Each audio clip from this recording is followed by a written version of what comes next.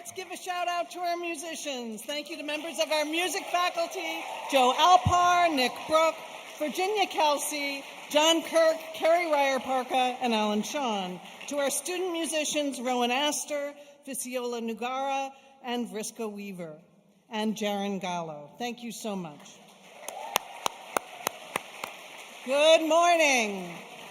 Good morning. I'm Laura Walker, president of Bennington College, and it is my absolute privilege to welcome you to Bennington's 91st Convocation. As we gather for the first day of this academic term, we acknowledge that Bennington, Vermont is in the ancestral and unceded territory of the Abenaki and Mohican people.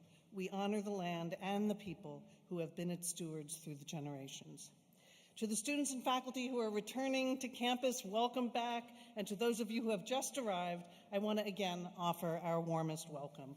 I am delighted that we can be all together today, even though it is really hot in here. So feel free to fan yourself or fan your neighbor.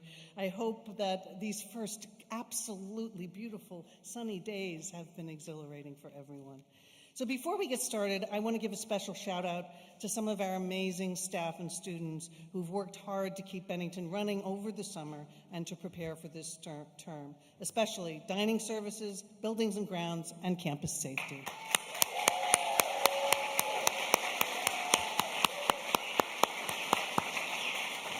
So there is one word that is most often used by both students and faculty to describe what they love about Bennington.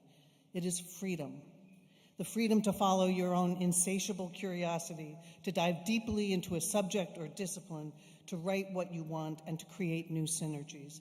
The freedom to explore multiple ideas and traditions, to make surprising connections and new discoveries as disciplines collide. Last Thursday, I witnessed Bennington's interdisciplinary thinking at its best. I hosted a dinner with some of the new faculty members, and they are amazing, by the way, and members of the Provost's office. And as each member went around and described their work, the sparks just flew.